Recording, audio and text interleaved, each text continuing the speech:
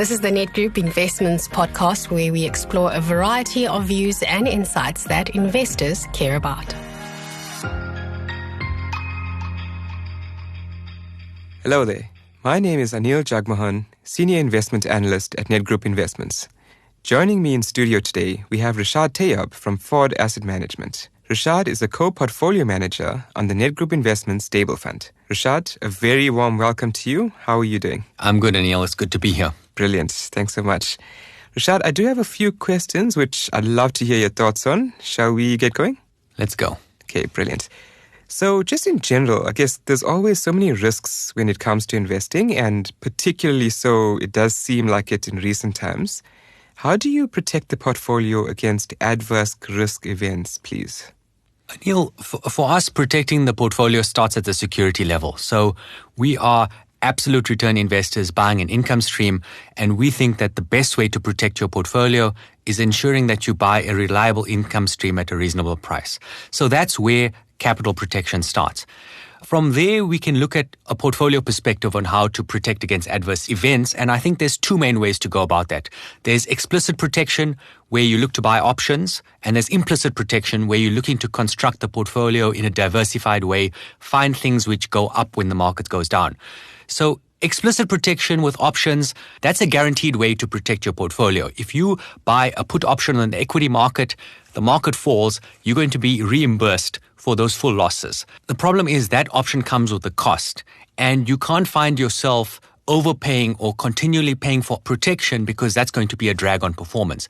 We do use them in the stable fund from time to time. So when the market is at elevated levels, we could look and allocate a small amount in buying put options across the portfolio. But you have to beware of not overpaying and spending too much premium in your portfolio. The second way from a multi-asset perspective is implicit protection, looking at diversification, looking at different types of asset classes, especially asset classes which are negatively correlated, which means that they go up when the market goes down. And the two key ones you can think of is gold and US Treasuries. Those provide a good hedge against the portfolio, but the problem is they don't give the best long-term return. So you can't fill your portfolio entirely with gold and Treasuries, but we do have good allocations to them, and they do protect against downside events. I think that's really interesting. I mean, I really would like to dig a bit more into this whole thing about correlated and uncorrelated assets. So within the stable fund, how do you think about these assets, please? So to benefit from diversification, you need to have uncorrelated or negatively correlated assets to get that benefit.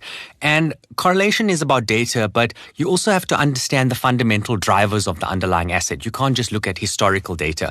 So if you look at, for example, SA bonds, SA property, SA banks, they all have the same fundamental risk drivers in terms of interest rates and the country risk premium. So when you add, if you have a lot of bonds in your portfolio and then you buy property, it's a different asset class, but you're not going to get a diversification benefit. Doesn't mean you shouldn't buy it if it offers a good return, but don't think you're going to get a diversification benefit. You have to look at things which are uncorrelated or negatively correlated. So when we look at global stocks, rand hedges like British American Tobacco, Anheuser, Richemont, these are uncorrelated because they're not sensitive to the South African interest rate, South African risk premiums, and that's why they offer you that benefit from a diversification perspective. I can think of other examples like nominal bonds and inflation-linked bonds. If you look at historical data over the last 10, 20, even 30 years, they very positively correlated, which means that if you're just using data, you won't necessarily see any diversification benefit from including them in your portfolio. But when we look at examples of countries which experience very high inflation, you then find that these asset classes are negatively correlated. So it's not just looking about data, it's about understanding the fundamental drivers of those asset classes to know whether it's going to offer you that diversification benefit in your portfolio. Okay, amazing. And I mean, Rashaad, I guess just wrapping all of this together, how do you prepare for multiple potential future investment scenarios? And I'm asking this because some people believe that they can forecast investment markets and consistently get it right. But for the rest of us, I mean, we really need to build robust portfolios that will produce good returns regardless of what happens in the world. Yeah, Anil, 100% agree with that, because risk means that more things can happen that will. You can't predict every outcome. And for us, it starts again with buy quality income streams at a fair price. And investments like that can see you through a range of scenarios. But in order to understand future investment scenarios, what we try and do is run scenario analysis. So if you look at, for example, the path of interest rates in the US, in South Africa, the path of politics, you obviously can't predict everything, but you can put together a range of scenarios and try to understand the probabilities of that. And we spend a lot of time doing that within the investment team. So we come up with a range of scenarios and we ask people to assign probabilities to them. And when you find that, senior portfolio managers and people experience, if someone in the team thinks it's an 80% chance and I think it's a 20% chance, that's where we have to have a strong debate and try to understand why are we thinking so differently in terms of the potential scenario. So we do spend a lot of time understanding the probabilities of different scenarios. And from there, what we try and drill down is to understand, okay, if these scenarios materialize, what would be the potential returns of asset classes in this scenario?